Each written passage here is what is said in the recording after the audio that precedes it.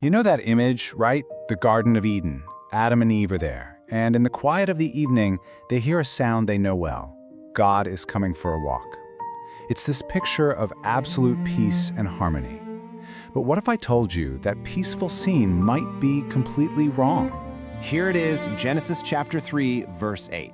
And for centuries, pretty much our entire understanding of one of history's biggest turning points has been shaped by that one little, seemingly innocent phrase, "in the cool of the day." So today, we're going to zoom in and really pick that phrase apart. You see, that simple description of a nice evening walk, it's actually hiding a huge linguistic mystery. And it's one that has shaped centuries of both Jewish and Christian thought, and honestly paints a much more dramatic and maybe even a more terrifying picture of what was really going on in that garden. Okay, so the whole mystery kicks off with the original Hebrew words, l'ruah hayom. Now, our English Bibles make it sound so simple, but the original text is way more complex, way more ambiguous than we've been led to believe. And get this, it's a phrase that shows up nowhere else in the entire Hebrew Bible. It's a total one-off. So for literally thousands of years, the traditional reading has given us this very calm, very pleasant picture. Ancient translators set the scene in the late afternoon, that time of day when you finally get a break from the intense Near Eastern heat. It makes it feel like this was just a routine visit, a time for fellowship, a king taking a nice stroll through his royal garden. But this is where it gets really interesting. Modern scholarship, when you combine it with a deeper look at the ancient world, it reveals at least 3 other really powerful possibilities for what l'ruah hayom could mean. And let me tell you, each one completely flips the mood of the story on its head. Just look at this incredible range of meaning. On one end, yeah, it could be that familiar evening breeze we all know. Or maybe it means the morning breeze, with God showing up at dawn to literally shine a light on the sin. Some theologians even read it as the spirit of the day, which connects to this huge biblical theme of a day of the Lord, a time of divine judgment. And then there's the most dramatic one. Some scholars argue it means the wind of the storm, a terrifying swirling whirlwind announcing God's arrival as a judge. And that would certainly explain why Adam and Eve were hiding for their lives. You see, this one little linguistic puzzle changes absolutely everything. Is God showing up as a friend for a chat? Or is he arriving as a judge in the middle of a storm? This ambiguity is the jumping-off point for 2 of the world's major faith traditions to paint very, very different pictures of what happened next. So let's check out how this one phrase fuels 2 totally distinct theological worlds. And it's especially true when you ask this question: how on earth did each tradition handle the idea of God physically walking around on earth?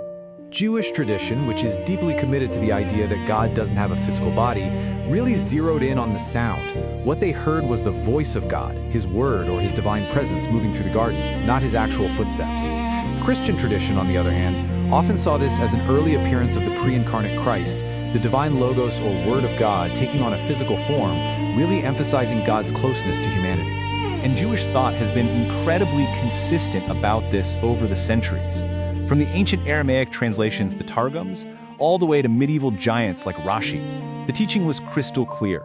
That verb walking isn't describing God's body, it's describing this sound of his presence traveling through the air. Early Christian thinkers, they also wrestled with this. While a lot of them identified the figure as the Son of God, you had others like St. John Chrysostom who argued, hang on, God is everywhere, he doesn't literally walk.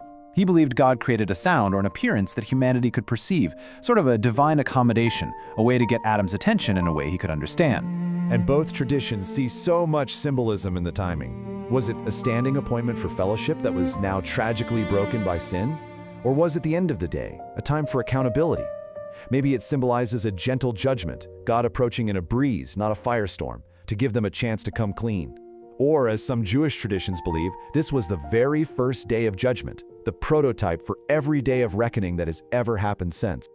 Okay, so why have we spent all this time going deep on a single phrase about the weather? Well, because the way you interpret it has enormous weight for the entire biblical story that follows. This verse was never just a meteorological report. Nope, it's a profound theological statement that marks a massive turning point for all of humanity. This is the exact moment, the precise sound, when that ideal of open, fearless, intimate friendship between the Creator and humanity is completely shattered. It's the sound of a relationship breaking. This scene just powerfully illustrates the tragic result of the fall. Think about it. Before this moment, the sound of God approaching was a reason to be happy. After this moment, that exact same sound becomes a source of absolute terror. In a heartbeat, friends of God become fugitives from God. And you could argue that from this point forward, the entire biblical narrative is really a quest to restore that lost intimacy. From God walking with Israel in the tabernacle, all the way to Christ walking among humanity. It's all one big story about trying to get back to the garden, to get back that open, fearless walk with God. And ultimately, this ancient verse brings us right here, into the present. It kind of forces us to ask a timeless question. When we hear that sound, that divine presence approaching in the winds of our own lives, do we run and hide, or do we step out to meet it? The choice, it seems, has been ours from the very beginning.